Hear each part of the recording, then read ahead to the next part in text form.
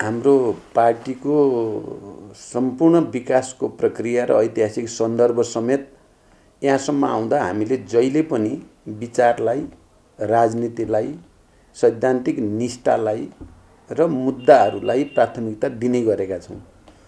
अहिले नेपालमा अधिवेशन र सम्मेलनको झन्डै झन्डै एउटा लहर जस्तै गरी चल्या छ। सबै प्रमुख राजनीतिक दलहरू कोही महाधिवेशनमा, कोही सम्मेलनमा, भेलामा चाहिँ केन्द्रित भएको स्थिति छ। हामीलाई लाग्छ नेकपा माओवादी केन्द्र या मैले नेतृत्व गरिरहेको अहिले पार्टी त्यो चाहिँ अरूभन्दा भिन्न यस अर्थमा छ कि त्यो विचार केन्द्रित छ, बहस केन्द्रित छ। सिद्धान्त, आदर्श र अहिलेको अन्तर्राष्ट्रिय परिस्थिति, राष्ट्रिय परिस्थिति, हाम्रो विकासको चरण, अब हामी जाने बाटो आदि विषयमा चाहिँ केन्द्रित भएर चाहिँ हामी यो सम्मेलन आयोजन गरेका छौँ। र मैले अहिले दस्तावेज लेख्ने बेलामा पनि विश्वको स्थिति के छ भन्ने कुरामा एउटा विज्ञान प्रविधिको विकासले अर्थतन्त्रमा कस्तो प्रभाव पारेको छ, उत्पादक शक्ति भन्छौँ हामी, उत्पादन सम्बन्ध भन्छौँ, त्यसमा के कस्तो असर पारेको छ भन्ने कुरा दोस्रो। तेस्रो, नेपालकै समग्र ऐतिहासिक विकासको सन्दर्भमा हामी कहाँ आइपुगेका छौँ भन्ने र आजको बिन्दु के हो भन्ने कुराको खोजी, आजको हाम्रो आर्थिक, राजनीतिक, सामाजिक, सांस्कृतिक अवस्था कहाँनिर छ र अब हामीले जस्तो कि संविधानले दिशानिर्देश त एउटा गर्यो समाजवाद उन्मुख राज्य भनेर, तर हामी चाहिँ फेरि वैज्ञानिक समाजवादका पक्षधर हुनुको नाताले हामीले समाजवादको रणनीतिलाई कसरी कार्यान्वयन गर्ने भन्ने विषयमा मेरो अलि बढी जोड छ। र मैले के साबित गर्ने प्रयास गरेको छु भने अहिलेको विश्व परिस्थिति र विज्ञान प्रविधिको विकास र अहिले अब हामीले भूमण्डलीकृत पुँजीवाद भनौँ न, त्यसलाई एकाधिकार पुँजीवाद, पहिलाको भन्दा अहिले फरक वित्तीय पुँजीवाद भनिन्छ, त्यसको स्वरूप के छ र हामीले समाजवादको आधार निर्माण कसरी गर्न सकिन्छ भन्ने विषयलाई केन्द्रित भएर मैले एउटा निष्कर्ष दिने कोसिस गरेको छु। म मुख्य प्रश्नमा केन्द्रित रहेँ।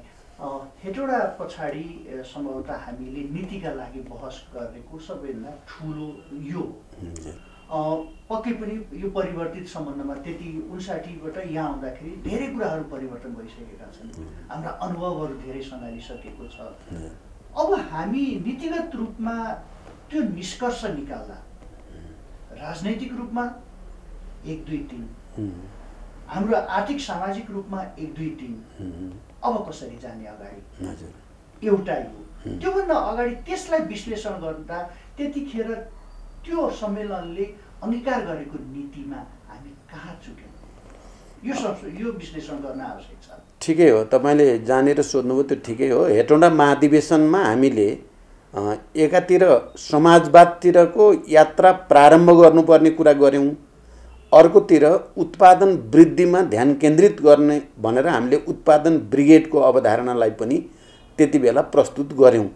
त्यो बडो प्रारम्भिक चरणमा थियो। त्यो समाजवादतिरको यात्राको सन्दर्भ पनि र चाहिँ उत्पादन ब्रिगेड सम्बन्धी समग्र अवधारणा पनि। त्यहाँबाट यहाँसम्म आउँदा देशको राजनीतिक घटनाक्रम पनि धेरै अगाडि गइसकेको छ र हाम्रो पार्टीको एकता प्रक्रिया, विभाजनको प्रक्रिया, यी तमाम घटनाक्रमहरूले पनि हामीलाई नयाँ ठाउँमा लगेको छ। र मैले अब 21औं शताब्दीको यो अहिले हामी तेस्रो दशकमा अगाडि बढ्दैछौँ। अब पार्टीले समाजवादी क्रान्तिको रणनीति अन्तर्गत समाजवाद उन्मुख समृद्धिको कार्यनीति भनेको छु मैले। त्यो मातहतमा हामीले अब चाहिँ ठोस रूपमा नै स्थानीय तहदेखि प्रादेशिक र राष्ट्रिय तहसम्म, केन्द्रीय तहसम्म पनि हामीले उत्पादन वृद्धि गर्ने, एक समुदायको हक अधिकारलाई स्थापित गर्ने, प्रकृतिमाथि, प्राकृतिक साधन स्रोतमाथि स्थानीय जनताको अधिकारलाई स्थापित गर्ने कुरा, त्यहाँ व्यापक सामुदायिक मोर्चा बनाएर उत्पादन वृद्धि गर्ने र जनताको जो चाहना छ समृद्धिको त्यसलाई सम्बोधन गर्ने कुरा, प्रादेशिक र राष्ट्रिय तहका मुद्दामा पनि केन्द्रित भएर हामीले छिटोभन्दा छिटो राम्रोभन्दा राम्रो उपायद्वारा आर्थिक विकास गर्ने भन्ने कुरामा बढी केन्द्रित छ। एक दोस्रो, अहिलेको युग भनेको वास्तवमा सूचना प्रविधिमा निकै ठुलो क्रान्ति भयो। डिजिटलकै युग भनिन्छ। एकातिर ग्लोबलाइजेसन भूमण्डलीकरण, अर्कोतिर डिजिटलाइजेसन। अब यो सूचनामा भएको प्राविधिक क्रान्ति, यो दुईटा कुराले चाहिँ अत्यन्त सकारात्मक पनि योगदान गरेको छ उत्पादक शक्तिको विकासमा। समाजवादको वस्तुगत आधार पनि यसले तयार पारेको छ। तर यो पुँजीपतिहरूको हातमा छ। सबै उत्पादनका साधनहरू पुँजीपतिको हातमा हुनुको कारणले ठुल्ठुला समस्या पनि मानव जातिले भोग्न परेको छ। पर्यावरण विनाशको समस्या, कार्बन उत्सर्जनका कारणले जलवायु परिवर्तनको समस्या, पृथ्वीको तापक्रम बढ्ने समस्या, समुद्रको सतह बढ्ने समस्या जस्ता राष्ट्रिय मात्र होइन अन्तर्राष्ट्रिय मुद्दाहरू छन्। र यो समस्या धरतीमा किन आयो? अहिले समुद्रका थुप्रै प्राणीहरू चाहिँ त्यहाँका जलचर मर्ने लोप हुने स्थिति बन्यो। हाम्रा जडीबुटीहरू थुप्रै चाहिँ अब ती नष्ट हुनेतिर जान थाले। हाम्रा चाहिँ स्थानीय नस्लका जीवजन्तुहरू पनि थुप्रै लुप्त हुने स्थिति पैदा भयो। के कारणले? यसको जवाफ पनि हामीले दिनुपर्छ भनेर अहिले विकास र समृद्धिको यात्रासहित हामीले प्रकृतिको संरक्षण, मानव जातिको संरक्षण, पर्यावरणको संरक्षणको मुद्दालाई स्थानीय स्तरमा पनि उठाउनु पर्ने देखेको छु मैले। त्यसलाई राष्ट्रिय स्तरमा नै उठाउनु पर्ने र अन्तर्राष्ट्रिय स्तरमा पनि कम्युनिस्टहरूले र समाजवादीले मात्रै यो धरतीको रक्षा गर्न सक्छन्। आर्थिक विकासलाई योजनाबद्ध ढङ्गले प्रकृतिलाई विनाश नगरिकन, जीवजन्तु र पर्यावरणलाई विनाश नगरिकन समुद्रको पनि संरक्षण गर्ने गरी विकास गर्न सक्ने भनेको कम्युनिस्ट र समाजवादले मात्रै हो भन्ने कुरालाई मैले प्रमाणित गर्न खोजेको छु। अहिले मेरो नयाँ कुरा भन्नुहुन्छ भने मुख्यतः यसमा केन्द्रित हुनेछ। तर यसलाई फेरि अर्कोतिर फर्काएर हेर्दाखेरि त्यहाँसम्म पुग्नको लागि जुन टुल्सहरू, जुन उपायहरू अर्थात् संरचनाहरू हुनुपर्ने हो, चाहे हाम्रो पार्टीभित्रको संरचना होस्, चाहे शासकीय स्वरूपमा देशले अगाडिको संरचना होस्, त्यो त विरोधाभास देखिन्छ। किनभने हामी कहाँ एकीकृत पुँजीबाट निश्चित भएर स्थानीय सरकारहरूले पुँजी पाउँछन् र पुँजी निर्माण गर्छन्। तर हामीले पुँजीको व्याख्या अलग ढङ्गले गरिरहेका छौँ, किनभने त्यो पुँजी कसैको हातमा छ। तर हाम्रै संरचना त्यहाँसम्म पुगिसकेको अवस्था छैन र हाम्रो संरचनाले त्यसलाई धक्का दिन सक्ने अवस्था छैन भनेपछि त्यहाँ विरोधाभास छ। यसलाई कसरी चिर्ने? पक्कै पनि तपाईँले फेरि अर्को महत्त्वपूर्ण प्रश्न सोध्नुभयो। अब हाम्रो संविधानले र अहिलेको प्रणालीले एकातिर राजनैतिक रूपमा समाजवाद उन्मुख राज्यको परिकल्पना गरेको छ र त्यहाँ हामीलाई नयाँ एउटा संरचना खडा गर्ने आधार त्यसले निर्देशन दिएको छ भने आर्थिक रूपले उसले निजी, सार्वजनिक र सहकारीको समायोजनमा नेपालको समाजवाद उन्मुख अर्थतन्त्र बढाउने भनेर पनि भनेको छ। त्यसले पनि आधार दिएको छ। त्यसै गरी जनताका केही मौलिक अधिकारको प्रश्नमा यसरी परिभाषित गरिदिएको छ कि त्यसले सबैलाई शिक्षा, स्वास्थ्य, रोजगारी प्राप्त गर्ने मौलिक अधिकार हुनेछ भन्ने कुरा पनि गरेको हुनाले संविधानको त्यो मूलभूत मान्यतामा टेकेर तपाईँले भनेको जस्तो पुँजीलाई ठिक ठाउँमा सदुपयोग गर्ने सम्भावना दिएको छन्। 1, 2 संविधानको त्यो आधारमा टेकेर ऐनहरू निर्माण गर्ने, ऐनहरू संशोधन गर्ने र पुँजी जनताको हातमा ल्याउने। किनकि हाम्रो आजको चाहिँ मूलभूत समस्या भनेको एउटा त राष्ट्रिय पुँजीको विकास भएको छैन, स्वतन्त्र आत्मनिर्भर राष्ट्रिय अर्थतन्त्रको विकास भएको छैन। अर्थतन्त्रमा दलाल भन्छौँ हामीले, दलाल पुँजीवादको या नोकरशाही पुँजीवादको या त्यस्ता तत्त्वहरूको जसले चाहिँ तपाईँको चाहिँ खालि बाहिरको सामान ल्याउने र कमिसन खाने खालकाहरूको हातमा नै बढी अर्थतन्त्रको बागडोर छ। त्यसलाई हामीले चाहिँ जनताको हातमा, स्थानीय समुदायको हातमा, हाम्रो सरकारको हातमा र त्यसमार्फत चाहिँ राष्ट्रिय पुँजीको विकास, यो बाटोबाट गएर मात्रै हामीले चाहिँ जो अपेक्षित परिणाम खोजेका छौँ नि समृद्धिको, त्यो गर्न सकिन्छ। दोस्रो कुरो मेरो त्यहाँ छ। तर यो सजिलो छैन। तपाईँले भने जस्तो यो सजिलै हुन्छ भन्ने मेरो त्यस्तो बुझाइ पनि छैन। तर यसको निम्ति हामीले पार्टी संरचनालाई पनि नयाँ बनाएर लानुपर्ने हुन्छ। स्थानीय तहदेखि नै मजबुत बनाएर समुदायलाई बलियो बनाउने, स्थानीय जनतालाई अधिकार सम्पन्न बनाउने किसिमले जानुपर्ने हुन्छ। संविधान र कानुनमा पनि संविधानमै पनि परिमार्जन गर्नुपर्ने संशोधन गर्नुपर्ने आवश्यकता हुन्छ। आर्थिक क्षेत्रमा जस्तो प्रचलन हाम्रो छ त्यो प्रचलनमा रेडिकल सुधार कमसेकम आमूल सुधार गर्नुपर्ने हुन्छ। त्यो गरियो भने असम्भव छैन भन्ने हो मेरो भनाइ। सम्भव छ। हामी जुन परिवर्तन हामीले ल्यायौँ ठुलो त्याग बलिदान युद्ध आन्दोलन सम्झौता थुप्रै तरिकाद्वारा यो परिवर्तन र यसले संस्थागत गरेको संविधान भित्र चाहिँ नयाँ ढङ्गले जाने सम्भावना छ।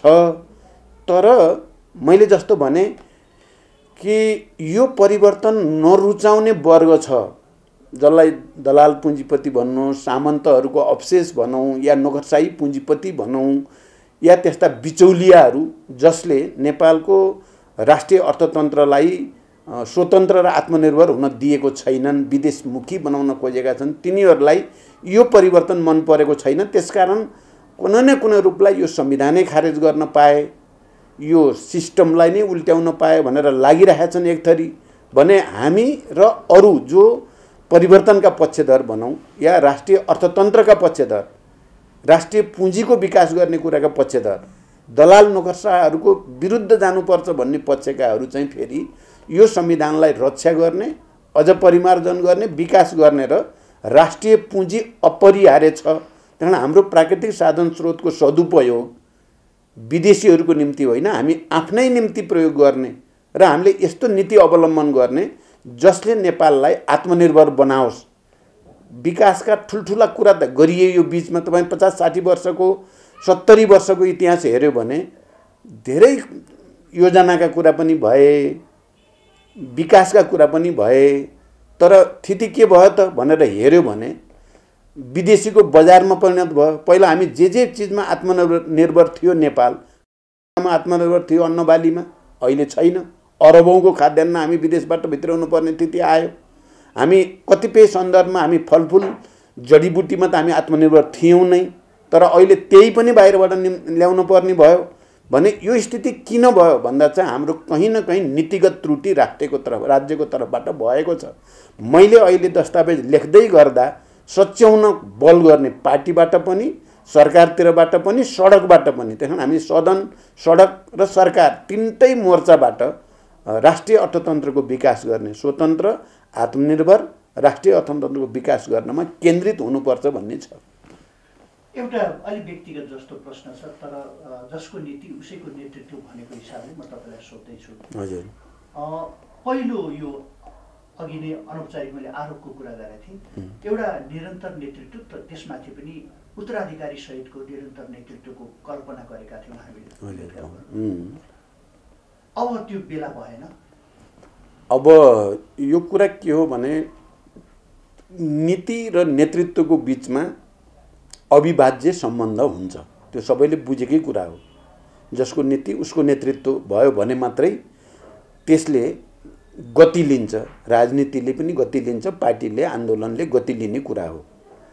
र नेतृत्व कति समय हुने र नहुने भन्नेमा दुईटा अवधारणा छन्। एउटा विचारलाई बाहिर राखेर, विचार त्यति ठुलो कुरो होइन, आन्दोलन नीति राजनीति मुद्दा ठुलो कुरो होइन, नेतृत्व 5-5 वर्षमा फेर्नु ठुलो कुरा हो भन्ने एउटा सिद्धान्त छ विश्वव्यापी रूपमा।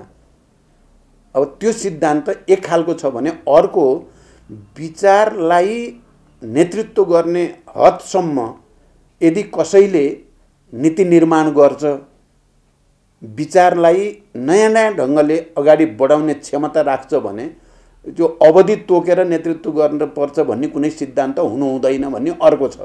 दुईटा मान्यता छन्। हामीले कम्युनिस्ट आन्दोलनको इतिहासमा हेर्यो भने चाहिँ नेतृत्वमा या वैचारिक प्राधिकरण, मार्क्स एङ्गेल्स जस्तो प्राधिकार भयो उनीहरू चाहिँ कहिले पनि त्यो प्राधिकारभन्दा तल बस्न पर्ने पनि भएन, बसेनन् पनि। सङ्गठनको पद उनीहरूको निम्ति ठुलो कुरो होइन। दोस्रो, तपाईँ लेनिनहरूमा आउँदाखेरि पनि जीवित रहँदासम्म उहाँहरू वैचारिक अथोरिटीका साथ पुरा प्राधिकारपूर्ण ढङ्गले पार्टीको नेतृत्व गर्नुभयो। हामी चिनिया क्रान्तिमा हेर्दा पनि माओ त्से-तुङहरूले पुरा अधिकारको साथ विचारलाई नयाँ ढङ्गले विकसित गर्दै नेतृत्व गर्नुभयो। उहाँको लागि पनि ठुलो कुरो थिएन। यो एउटा ट्रेन हो, तपाईँ हेर्नुभयो भने विश्वभरि एउटा ट्रेन हो। अर्को ट्रेन छ बुर्जुवाहरूको र संशोधनवादी भन्छौँ हामी, अवसरवादीहरू चाहिँ बुर्जुवाको जस्तै जस्तै गर्नुलाई चाहिँ डेमोक्रेसी ठान्छन्। त्यहाँ विचारको बहस पनि आवश्यक ठान्दैनन् उनीहरूले, सिद्धान्तका कुरा पनि अनावश्यक ठान्छन् उनीहरूले। उनीहरूको लागि पद प्राप्ति र सुविधा प्राप्ति नै सबै कुरा हो भन्ने पर्छ। हाम्रो त्योभन्दा भिन्न छ। मलाई भन्नुहुन्छ भने हिजो जनयुद्धको क्रममा पार्टीमा निकै ठुलो बहस, छलफल, अध्ययन, अनुसन्धानको प्रक्रिया चल्यो। मान्छेहरूले चाहिँ हाँसी हाँसी ज्यान दिएर समाजको निम्ति, रूपान्तरणको निम्ति भन्दै, समानता र स्वतन्त्रताको निम्ति भन्दै मरे। त्यही बिचमा चाहिँ म सुरुदेखि भनौँ त्यसको तयारीदेखि उठान र विकाससम्म म आफै नेतृत्वमा रहिराखेँ। र त्यही बिचमा पार्टीले मलाई खालि पार्टीको अध्यक्ष वा महासचिवको रूपमा मात्रै होइन, एउटा विचारको पनि नेताको रूपमा प्रचण्ड पथ भनेर पनि त्यति बेला संश्लेषण गर्यो। यो एउटा व्यक्तिले गरेको कुरा नि थिएन, त्यो राष्ट्रिय सम्मेलनबाट सर्वसम्मत रूपमा गरियो। त्यो करिब करिब प्राधिकार बन्ने प्रक्रिया हो त्यो भनेर पनि संश्लेषण गरियो। त्यसैमा टेकेर जनयुद्धकै बिचमा 21औं शताब्दीमा जनवाद के हो त डेमोक्रेसी, अरू बुर्जुवाको डेमोक्रेसी र हामी कम्युनिस्टको डेमोक्रेसीमा अन्तर के हो भन्ने कुराको गहिरो अध्ययन र व्याख्या 21औं शताब्दीमा जनवाद भन्ने प्रस्तावमा मैले गरेको छु। र त्यो अहिले म दस्तावेज लेख्दा पनि त्यो फर्केर हेर्छु म, त्यसमा धेरै गहन र धेरै दूरगामी विचारहरू त्यहाँ प्रस्तुत गरिए। अनि हामी चुनमाङ बैठक भन्छौँ। त्यो चुनमाङ बैठकमा चाहिँ फेरि कसरी शान्ति सम्झौता र परिवर्तनलाई अगाडि बढाउने भन्ने सन्दर्भमा केही महत्त्वपूर्ण निर्णयहरू त्यसले गर्यो। अनि त्यसैको जगमा 12 बुँदे समझदारी भयो। मैले यदि चुनमाङ बैठकमा त्यो दस्तावेज जो प्रस्तुत गरेँ त्यो पारित नभएको भए 3 महिने युद्धविराम हुन्थेन। एकलौटी गरेको छु मैले युद्धविराम, त्यो हुने थिएन। त्यो युद्धविराम नभएको भए 12 बुँदे समझदारी हुने थिएन। त्यो 12 बुँदे समझदारी नभएको भए 19 दिनको ऐतिहासिक जनआन्दोलन हुने थिएन। तपाईँ हेर्नुभयो भने इतिहास र घटनाक्रमले बडो चाहिँ गम्भीर ढङ्गले एउटा नेतृत्वको विकास गरेको छ। त्यो मेरो व्यक्तिगत कुरा होइन, त्यो आन्दोलनले लाखौं करोडौं जनताका आवश्यकता र चाहनाले नेतृत्व विकास हुने कुरा हो। अब चाहिँ यो पार्टीलाई पनि बुर्जुवा पार्टी बनाउन चाहनेहरूले कति बसेको भनेर मलाई मानौ मैले व्यक्तिगत रूपले बसे जस्तो, यो मेरो व्यक्तिगत कुरा होइन। यो राष्ट्रको सर्वोत्तम हितको निम्ति, जनताको चाहिँ विकास, समृद्धि र मुक्तिको निम्ति मैले अन्तिम समयसम्म लड्छु भनेर मलाई सबै साथीहरूले तपाईँ बस्नुपर्छ भनेर पो बरु म बसिरहेको छु त। व्यक्तिगत रूपले त भन्नुहुन्छ भने मलाई यत्रो चाहिँ बस्नुभन्दा चाहिँ अब त रिटायर भएर संस्मरण लेख्नु पो चाहिँ राम्रो छ। तर चाहिँ मैले अहिले जुन दस्तावेज बनाउँदैछु मलाई विश्वास छ राष्ट्रिय सम्मेलनले त्यसमा गर्व गर्नेछ र नेतृत्वप्रति गर्व गर्नेछ। यो त साइन्स हो, यो त विज्ञान हो, यो व्यक्तिगत कुरा होइन भनेर म भन्न चाहन्छु। यसमा अझ छोटकरीमा मात्र चाहे किनभने समयको कारणले गर्दाखेरि दुईटा, एउटा चाहिँ यो समग्र विषयमा अहिले जति व्याख्या गर्नु, नीतिको, नेतृत्वको, त्यसको चाहिँ समाज विज्ञानको, यी सबै व्याख्या गर्दाखेरि हाम्रो जग अहिले देश जसरी चलिरहेको छ, यहाँ अहिले पनि हेर्ने हो भने बाह्य ऋण बिना हाम्रो अर्थव्यवस्था चल्न सक्ने अवस्था छैन। त्यस पछाडि अनुदान बिना चल्न सक्ने अवस्था छैन।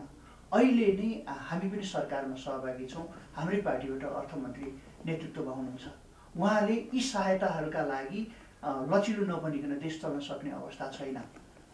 तर अर्कोतर्फ त्यही पार्टीको अध्यक्षले बोल्दाखेरि चाहिँ फेरि फरक दृष्टिकोण राखिदिँदाखेरि सरकार सञ्चालन र पार्टी फरक दुई विषय हुन् भनेर बुझिदिए, अर्थात् हामीले त्यसरी बुझ्यौँ। यो मैले कुनै कसलाई के भन्नु हो भन्दाखेरि पनि हामीले नवऔपनिवेशीकरणका कुराहरू अगाडि ल्यायौँ। तर अहिले पछिल्लो यो उत्तराधुनिक समाजलाई हेर्ने हो भने योदेखि बाहेक अरू टुल्सहरू छैनन्। अब यो कुरा तपाईँको फेरि पनि धेरै गम्भीर छ। यो पहिलो कुरा त मेरो यसमा के छ भने हामीले जे गर्दै आएका छौँ त्यसले नेपाललाई धेरै अगाडि लगेको छैन। विदेशी सहायता, विदेशी अनुदान, विदेशी सामान भित्र्याउने अनि हाम्रा आफ्ना युवाहरूलाई सब विदेश पठाएर रेमिटेन्स ल्याएर देश चलाउन खोज्ने कुराले यो देश र जनताको स्वतन्त्रता र समृद्धिलाई मद्दत गरेको छैन। मेरो पहिलो निष्कर्ष यो छ। यही गरिराख्ने हो भने यो देशको तरक्की हुँदैन। यो देशले चाहिँ आफ्नो खुट्टामा टेकेर दुनियाँको अगाडि शिर ठाडो गरेर हामी आफ्नो खुट्टामा टेकेर आफ्नै प्राकृतिक साधन स्रोतको सदुपयोग गरेर आफ्नै श्रम र पौरखमा चाहिँ बाँचेका छौँ भन्न सक्दैनौँ हामी।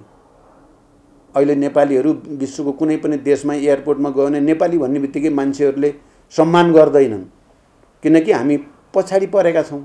त्यही यो नीति बदल्नुपर्छ भन्ने मेरो एउटा भनाइ। दोस्रो कुरो, मैले अस्ति जे व्याख्या गरेँ र यहाँ निकै ठुलो तरङ्ग पनि आयो भनियो, मानिसहरूले नबुझेर आयो भन्ने छ मेरो। मैले भनेको एउटा अन्तर्राष्ट्रिय स्तरका प्रवृत्तिहरू भनेको, अन्तर्राष्ट्रिय आर्थिक प्रवृत्तिहरू के छ, पुँजीवादले कस्तो प्रवृत्ति बढाइराखेको छ र हामी समाजवादीले अब कस्तो प्रवृत्तितिर कस्तो योजनातिर सोच्नुपर्छ भनेर गरेको व्याख्यालाई मानव नेपालको अहिले भर्खरकै चाहिँ संरचनामाथि हमला गरेको हो भने जस्तो गरी बुझियो, प्रचार गरियो। जानी बुझी कतिपयले त्यसलाई तोडमरोड गरे। त्यही मेरो त्यो होइन। म त अहिले पनि भन्छु, पुँजीवाद अहिले वित्तीय पुँजीवादको रूपमा देखिएको छ। नाफा कमाउनु तिनीहरूको चाहिँ मूल ध्येय छ।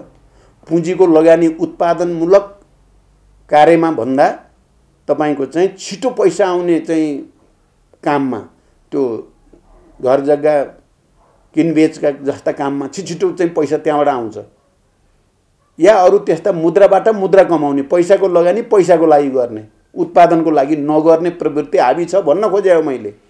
मैले कुनै सेयर बजार सिद्धिन पर्यो नेपालको भन्न खोजेकै होइन। म त लगानीकर्ताको पक्षमा छौँ हामी, तर मैले त ठुलो सैद्धान्तिक बहस पो गर्न खोजे हो। नेपालले रणनीतिक रूपले कुन बाटो पक्रिनु पर्ला भन्ने बहस पो उठाउन खोजेको हो। मैले कसैलाई अहिले भर्खरै घाटा पार्न खोजे हो र। त्यसकारण त्यो कुरा होइन, कुरा अलि ठुलो हो भनेर म भन्न चाहन्छु।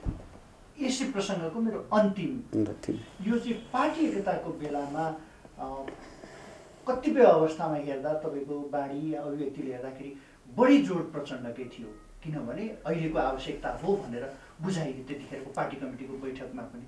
तर कुनै बेला हामीले यी कुनै पनि हिसाबले कम्युनिस्ट नै होइनन् भनेर लाञ्छित गरेका व्यक्तिसँग पार्टी एकता भएको थियो। सँगसँगै त्योभन्दा अझ अर्को गहिरो कुरा त हामीले सरल भाषामा भन्दाखेरि माओवाद स्थगित गरेको अवस्था थियो। अबको दस्तावेजमा संश्लेषण गर्दाखेरि त्यो कहीँ न कहीँ गल्ती थियो या कहीँ न कहीँ अब भुल सुधार हुन्छ? म यो कुरालाई त्यसरी हेर्दिनँ। कुनै पनि पार्टी जसरी समाज राजनीति निरन्तर परिवर्तनको प्रक्रियामा हुन्छ, ती पार्टीहरू पनि परिवर्तन हुन्छन्। यो एमाले भन्ने पार्टी 28 सालमा कस्तो थियो, एकदम उग्र क्रान्तिकारी। 38 सालमा गएर कस्तो भयो, बडो मध्यमार्गी। 48 सालमा कस्तो भयो, अलि पेटी बुर्जुवा।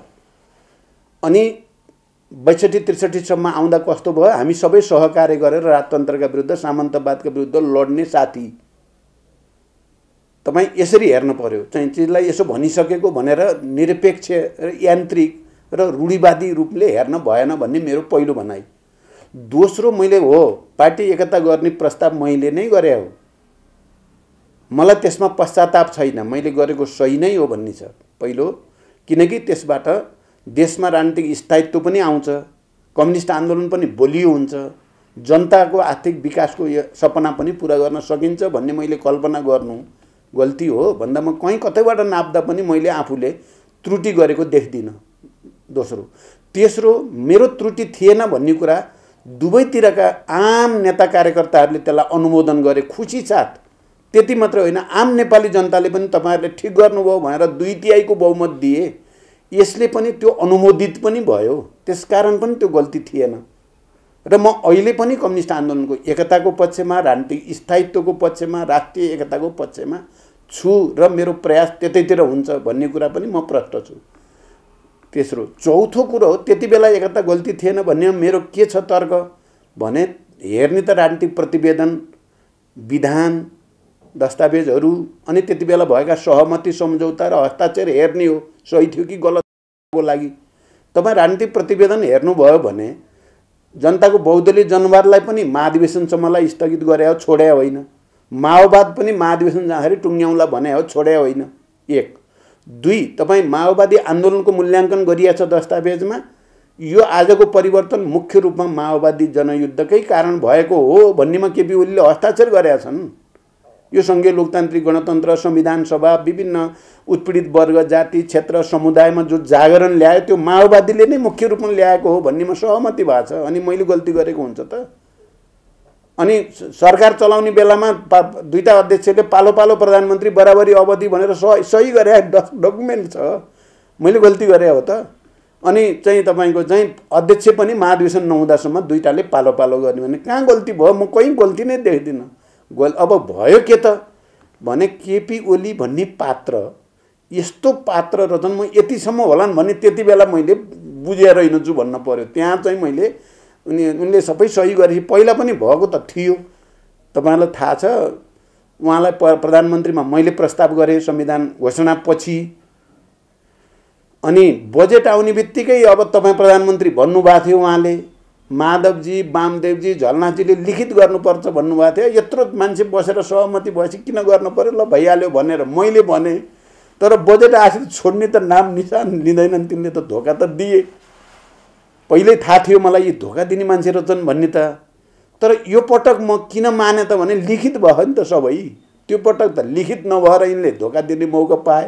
यो पटक त दस्तावेज पनि लिखित छ, नेतृत्व पनि लिखित छ, सरकार प्रधानमन्त्री हुने कुरा पनि लिखित भएपछि त यस्तो हुन्न होला भन्टानेको त त्यहाँ पनि तिनले चाहिँ सबै च्यातचुत पारेर हुँदा त पार्टीभित्रको बहसको देखाएर उनले त प्रतिनिधि सभा नै संसद नै भङ्ग गर्न पुगे। त्यसकारण यस्तो हुन्छ, यस्तो हुने गरेको छ इतिहासमा पनि। कम्युनिस्ट पार्टीभित्रबाट नेतामा पुगेका मान्छेहरू प्रतिक्रियावादीकरण हुने, प्रतिगमनकारी हुने र धोका दिने गर्छन्।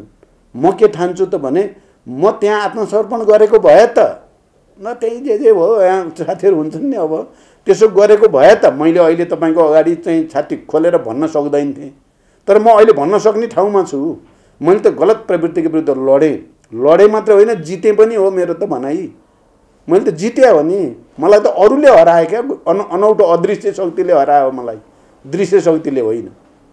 त्यसो भएको हुनाले मलाई त्यस्तो लाग्दैन। खैर अब तपाईँले भनेको ठाउँमा फेरि बहस त छँदैछ। यसमा अन्तिममा अब यी सबै कुरालाई संश्लेषण गर्दा यो यात्रामा आउँदाखेरि धेरै साथीहरू छुटिएर जानु।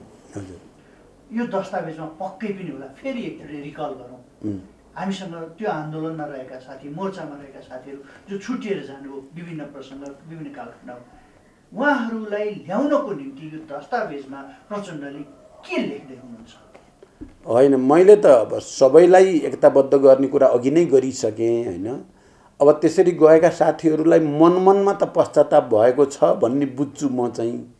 त्यत्रो आन्दोलन, त्यत्रो चाहिँ बलिदान, त्यत्रो प्रक्रिया, त्यत्रो विरासतबाट आएका साथीहरू अहिले अन्यत्र जाने कुराले समय आउँछ, साथीहरू फर्किन्छन् भन्ने विश्वासको साथ नै मैले दस्तावेजमा राखेको छु। जाँदा जाँदै एउटा प्रसङ्गले अहिले सबैमा भर गरेको छ र कता कता समाचारहरू आउँदाखेरि त्यही प्रसङ्गले हजुरहरूको गठबन्धन जो अहिले वर्तमान अवस्थामा चलेको छ यसलाई पनि असर गर्न सक्छ भनेर कहीँ न कहीँ अनौपचारिक रूपमा तपाईँले पनि बोल्नुभएको छ र औपचारिक रूपमा यसलाई टुटाउन खोजिँदैछ। त्यसको केन्द्रमा अहिले एमसिसी आएको छ। यी अहिले हजुरले मलाई दिएका प्रतिक्रिया र यी सबै कुरा सुन्दाखेरि एमसिसीका बारेमा मैले सोधिरहनु पर्ने आवश्यकता देख्दिनँ। यो के हो र विचार के हो भन्ने कुरा। यद्यपि फेरि हामीसँग अरू विकासका अरू आधारहरू नहुँदाखेरि कतै न कतै यसलाई स्वीकार्नुदेखि बाहेक अर्को विकल्प पनि छैन। प्रचण्डको विचार। अब पहिलो कुरा, हामी आजकै देशको परिस्थितिमा हामी विदेशी सहायता या अनुदानलाई अस्वीकार गर्ने ठाउँमा हामी छैनौँ। हामी स्वीकार गर्दै पनि आएका छौँ, लिँदै आएका छौँ। अझ त्यसमा अनुदानको रूपमा हाम्रो भौतिक पूर्वाधार निर्माणको निम्ति आउने सहयोगलाई त हामीले खुसी साथ स्वीकार्नै पर्छ, स्वीकार्छौँ पनि, पहिलो कुरा। दोस्रो कुरा, तर एमसिसी प्रोजेक्टका सन्दर्भमा केही प्रश्नहरू उठे र त्यो अलिक गम्भीर ढङ्गले उठे। पहिलो कुरा त यो ओरिजिनल सहमतिमा संसदमा लगेर अनुमोदन गर्ने कुरा थिएन। यो बिचमा कहाँबाट आयो, किन आयो, त्यहाँबाट सुरु भयो यसको विवाद।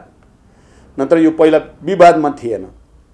त्यसपछि अमेरिकाको आफ्नो ग्लोबल स्ट्रेटेजी भनौँ न, विश्वव्यापी रणनीतिको अङ्ग हो यो भन्ने जस्ता प्रचारहरू आए र त्यसले पनि फेरि नयाँ बहसलाई जन्म दियो र आम जनतामा एउटा खालको पर्सेप्सन भनौँ न बुझाइ भयो कि एमसिसी भनेको यो राष्ट्रको हितमा छैन भन्ने खालको व्यापक रूपमा गयो। त्यसकारण हाम्रो भनाइ अहिले के हो त भने पहिलो कुरा त यो विषयमा जहाँनिर चाहिँ त्रुटि भएका छन्, किन ओरिजिनल सहमतिबाट अर्को सहमतिमा किन लगियो भन्ने कुराको स्पष्ट पार्नु पर्यो। अनि जुन जुन प्रावधानले हामीलाई अप्ठ्यारो पार्ने जस्तो छ ती प्रावधान सच्याइनु पर्यो, त्यसलाई स्पष्ट पारिनु पर्यो, जरुरी पर्दा संशोधन पनि गर्न पर्यो। दोस्रो कुरा। तेस्रो कुरा, यो विषय अलि गम्भीर र संवेदनशील भइ नै सकेको हुनाले राजनीतिक दलहरूको बिचमा पनि अधिकतम समझदारीको प्रयास गर्नु पर्यो। अनि राष्ट्रिय रूपमा पनि बुद्धिजीवी पत्रकार नागरिकहरूको पनि राय लिएर राष्ट्रिय रूपमा पनि एउटा समझदारी बनाएर मात्रै यसलाई अगाडि बढाउन सकिन्छ। जबरजस्ती गरियो भने यसले चाहिँ अप्ठ्यारो स्थिति बन्छ भन्ने भएको हुनाले नै हामी अहिले अस्ति तपाईँहरूले देखिहाल्नुभयो, अल पार्टी मिटिङ प्रधानमन्त्रीजीले बोलाउनु भयो, त्यहाँ छलफल भयो, गठबन्धनको बैठक भयो, त्यहाँ छलफल भयो, गठबन्धनले एउटा कार्यदल बनायो, त्यो कार्यदलले कहाँ कहाँ त्रुटि छ भनेर अध्ययन गर्दैछ। हिजो मात्रै त्यसको बैठक बस्यो, त्यसले चाहिँ अब गर्दैछ, फेरि 17 गते बस्दैछ। अब यो प्रक्रिया छ दोस्रो। अब तेस्रो कुरा के छ भने तपाईँको चाहिँ गठबन्धनको कुरा मलाई लाग्दैन एमसिसी ले अलिकति समय लियो नै भने पनि वा चाहिँ तपाईँको यसमा केही सुधारको गुन्जाइस छ। प्रधानमन्त्रीजीले पनि अस्ति सर्वदलीय बैठकमा गठबन्धनको बैठकमा नि भन्नुभएको छ सुधारको गुन्जाइस त छ, म पनि कोसिस गर्छु भन्नुभएको छ। त्यस्तो भयो भने त एउटा भयो, मानौ चाहिँ अप्ठ्यारो नै पर्यो भने पनि एमसिसीकै कारणले गठबन्धन टुट्छ भन्ने मलाई लागेको छैन, टुट्दैन। त्यति कारणले टुट्न पनि हुँदैन, टुट्न पनि दिँदैन भन्ने छ मेरो चाहिँ। र तपाईँले देख्नुभयो अब हिजो मात्रै मेरो प्रधानमन्त्रीजीसँग कुरा भयो, अब यो बुद्धिजीवी नागरिकहरूको बैठक बस्ने कि भन्ने थियो, अब हाम्रो राष्ट्रिय सम्मेलनको चाप आइसक्यो भनेपछि हुन्छ तपाईँको सम्मेलनपछि गरौँ भनेर सहज ढङ्गले उहाँले सहयोगी रुख देखाउनु भयो। भन्दाखेरि उहाँ पनि यो विषयलाई प्रधानमन्त्रीजीले पनि बुझ्नुभएको छ र अनावश्यक रूपले चाहिँ प्रेसर आउँछ भन्ने मलाई लाग्दैन।